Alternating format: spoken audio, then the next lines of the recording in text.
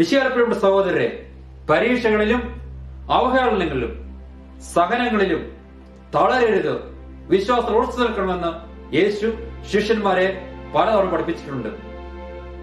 നമ്മുടെയൊക്കെ ജീവിതത്തിൽ പ്രയാസങ്ങളും ബുദ്ധിമുട്ടുകളും ഉണ്ടാകുമ്പോൾ, വിശ്വാസ പ്രതിസന്ധികൾ ഉണ്ടാകുന്നു, ജീവിതത്തിൽ നമ്മൾ തളർന്നു പോകുന്നു. സഹനങ്ങളിലും ബുദ്ധിമുട്ടുകളിലും ക്ലേശങ്ങളിലും ഉറച്ച വിശ്വാസത്തോടെ യേശുവിനോട് നിലകൊള്ളുന്നവനാണ് യഥാർത്ഥ ക്രിസ്ത്യാനി എന്ന് ഇന്നത്തെ വചനത്തിലൂടെ യേശു നമ്മെ ഓർമ്മിപ്പിക്കുകയാണ് ചെയ്യുന്നത്. പുറപ്പാടിന്റെ പുസ്തകം 7-ാം അധ്യായം 1 മുതൽ 6 വരെ വചനങ്ങൾ നാം മോശയെ പറ്റിയും അഹ്റോനെ പറ്റിയും വായിക്കുന്നുണ്ട്. അവർ വളരെ വലിയ ദൗത്യം കർത്താവ് നൽകുകയാണ് ചെയ്യുന്നത്. എന്താണ് ദൗത്യം?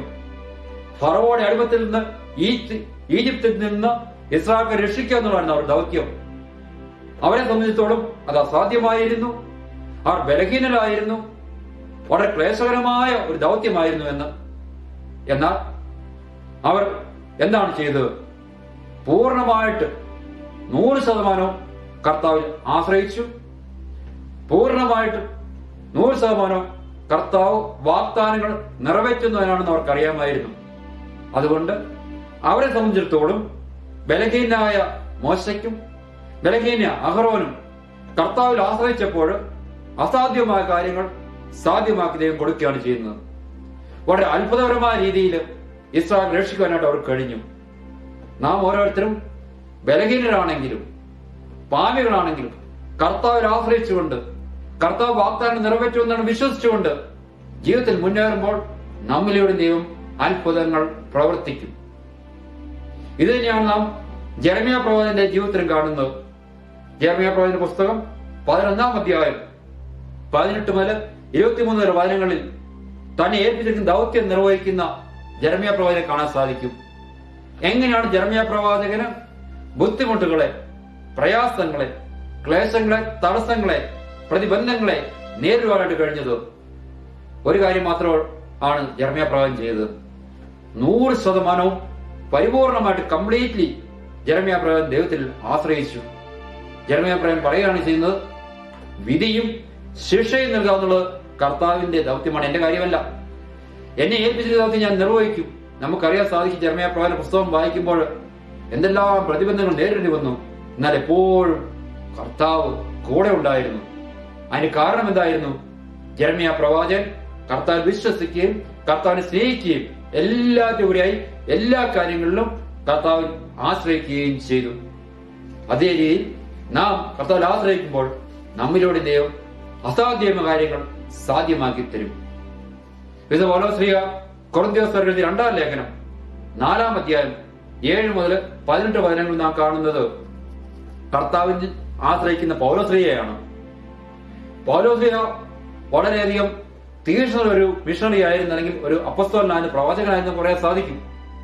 എത്ര നഗരങ്ങളിലാണ്, എത്ര സ്ഥലങ്ങളിൽ വചനം പ്രഘോഷിച്ചു, എത്ര ലേഖനങ്ങൾ എഴുതി, എത്രയും ദൈവശാസ്ത്രപരമായ കാര്യങ്ങൾ ലേഖനങ്ങൾ നമുക്ക് മനസ്സിലാക്കാൻ സാധിക്കും. എന്നാൽ പൗലോസ്ലിഹ പൂർണ്ണമായിട്ട് കർത്താവിൽ ആശ്രയിക്കുകയാണ് ചെയ്യുന്നത് നമുക്ക് കാണാൻ സാധിക്കും എല്ലാ ലേഖനങ്ങളിലും. അത് തന്നെയാണ് കൊറിന്ത്യർ 2-ാം ലേഖനത്തിൽ നാം കാണുന്നത്. പൗലോസ്ലിഹ ഇപ്രകാരം പറയുകയാണ്, ഞെരുക്കപ്പെടുന്നു, വിഷമിക്കപ്പെടുന്നു, പീഡിക്കപ്പെടുന്നു, അടിച്ചു വീഴ്ത്തപ്പെടുന്നു. എനിക്ക് ഞെരുക്കമുണ്ടായി, ഞാൻ വിഷമത്തിലാണ്, എന്നെ പീഡിപ്പിക്കപ്പെട്ടു, ഞാൻ അടിച്ചു വീഴ്ത്തപ്പെട്ടു, ഞാൻ തളർന്നുപോയി, ഞാൻ നഗ്നനായിരുന്നു, ഞാൻ വിശന്നവനായിരുന്നു, ഞാൻ തിരസ്കൃതനായി. എന്നാൽ എല്ലാ പ്രയാസങ്ങളും കർത്താവിനോട് ഉണ്ടായിരുന്നു. എല്ലാ പ്രയാസങ്ങളും ക്ലേശങ്ങളും നിസ്സാരവും ക്ഷണികവുമാണ് എന്നെ സംബന്ധിച്ചിടത്തോളം. കാരണം എന്താണ്? അവിടെ ഫലമോ അനുഭവമായ മഹത്വവും. അനുഭവമായ മഹത്വത്തിന് വേണ്ടി ഞെരുക്കപ്പെടുകയും പീഡിപ്പിക്കപ്പെടുകയും അടിച്ചു വീഴ്ത്തപ്പെടുകയും ചെയ്തു. എന്നാൽ എനിക്കറിയാമായിരുന്നു എനിക്ക് അനുഭവമായ മഹത്വം ലഭിക്കുമെന്ന്. ഈ വചനം കേൾക്കുന്ന സമയത്ത് വിശാൽ പ്രിയപ്പെട്ട സഹോദരരെ, നമ്മൾ എത്ര പേർക്കിനെ പൗലോസിനെ പറയാൻ സാധിക്കും? ഞാൻ ഞെരുക്കപ്പെടുന്നു, ഞാൻ വിഷമിക്കപ്പെടുന്നു, ഞാൻ പീഡിപ്പിക്കപ്പെടുന്നു, എന്നെ അടിച്ചു വീഴ്ത്തിയിരിക്കുന്നു, ഞാൻ തളർന്നിരിക്കുന്നു, ഞാൻ സഹനത്തിന് അടിമയായിരിക്കുന്നു, എനിക്ക് പ്രശ്നങ്ങളുണ്ട്, ബുദ്ധിമുട്ടുകളുണ്ട്. എന്നാൽ നമുക്ക് പറയാൻ സാധിക്കുമോ എനിക്ക് ദൈവം അനന്തമായ മഹിമ വാഗ്ദാനം ചെയ്തിരിക്കുന്നുവെന്ന്? അവരാണ് ഞാൻ പറഞ്ഞത്, യഥാർത്ഥ ക്രിസ്ത്യാനി അല്ലെ സുവിശേഷ പ്രഘോഷണം എന്ന് പറയുന്നത് സഹനങ്ങളിൽ തളരാതെ യേശുവിൽ വിശ്വസിക്കുന്ന ഒരാളാണ്. നമ്മെ എന്തുകൊണ്ടാണ് നമുക്ക് തളർച്ചകൾ ഉണ്ടാകുന്നു, എന്തുകൊണ്ടാണ് സാധനങ്ങൾ നാം വീണു പോകുന്നത്? നമ്മൾ ദൈവത്തിൽ വിശ്വസിക്കാത്തത് കൊണ്ടാണ്, ആശ്രയിക്കാത്തത് കൊണ്ടാണ്. വിശുദ്ധ സുവിശേഷം 10-ാം അധ്യായം 16 മുതൽ 33 വചനങ്ങളിൽ യേശു ശിഷ്യന്മാരെ പ്രേക്ഷിത ദൗത്യത്തിനായിട്ട് അയക്കുന്നതായിട്ട് നാം കാണുന്നുണ്ട്. പീഡകളുടെ കാലത്തെ പറ്റിയാണ് യേശു സംസാരിക്കുന്നത്. യേശു പറയുകയാണ് ചെയ്യുന്നത്, ചെന്നായ്ക്കളിടയിലേക്ക് ചെമ്മരി ആടുകൾ എന്ന പോലെ ഞാൻ നിങ്ങളെ അയക്കുന്നു. ഈ വചനം കേൾപ്പോൾ നമുക്ക് ഭയമാകുന്നു. ചെന്നായ്ക്കളിടയിലേക്ക് ചെമ്മരിയാടുകൾ എന്നോട് ഞാൻ അയക്കുന്നു. നമുക്കറിയാം ചെമ്മരിയാടുകൾ ചെന്നായ്ക്കളുടെ ഇടയ്ക്ക് എന്താണ് സംഭവിക്കുന്നതെന്ന്. ചെന്നായ്ക്കളുകൾ കടിച്ചേറി കൊല്ലും, അല്ലെ തിന്നും. അതാണ് യേശു പറയുന്നത്, ചെന്നായ്ക്കളിടയിലേക്ക് ചെമ്മരിയാടുകൾ എന്ന് പറയുന്നത്. ചെമ്മരിയാടുകൾ അല്ലെങ്കിൽ അപ്പോസ്തലന്മാർ എന്താണ് അവർ സംഭവിച്ചത്? അവർ പൂർണ്ണമായിട്ട് കർത്താവിൽ വിശ്വസിച്ചു. വേറെ കരുതലൊന്നും അവർക്കില്ലായിരുന്നു.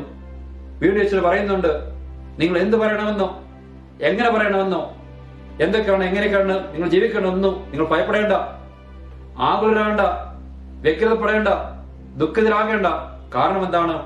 നിങ്ങളിലൂടെ നിങ്ങളുടെ പിതാവിന്റെ ആത്മാവാണ് സംസാരിക്കുന്നത്. നിങ്ങളിലൂടെ നിങ്ങൾ പിതാവിന്റെ ആത്മാവ് സംസാരിക്കും. അവിടുത്തെ പരിപാലനയുടെ തണലിലായിരിക്കും നിങ്ങൾ ജീവിക്കുന്നതെന്ന്.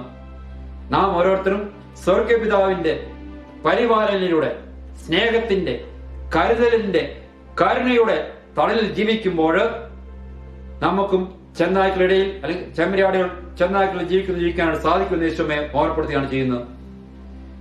ബുദ്ധിമുട്ടുകളും പ്രയാസങ്ങളും ഉണ്ടാകുമ്പോൾ നാം ക്രിസ്തുവിന്റെ സാക്ഷ്യത്തിന്റെ മാറ്റി കുറയ്ക്കാതിരിക്കണമെങ്കിൽ ജാഗ്രത വേണം.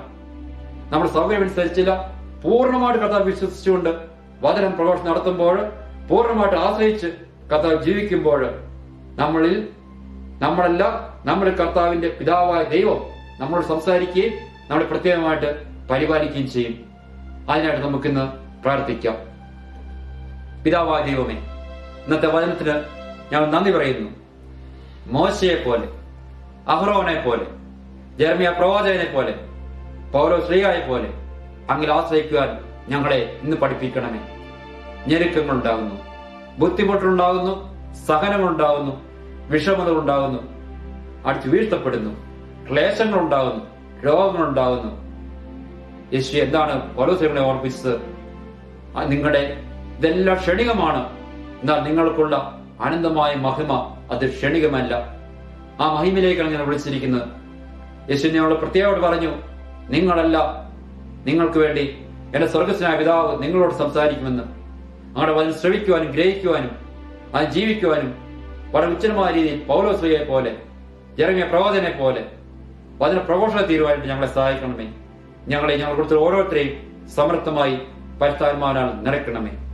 നമ്മുടെ കർത്താവ് യേശുവിന്റെ കൃപയും പിതാവാദൈവത്തിന്റെ സ്നേഹവും പരിശുദ്ധാത്മാവിന്റെ സഹവാസവും നാം എല്ലാവരും ഉണ്ടായിരിക്കട്ടെ. ആമേൻ.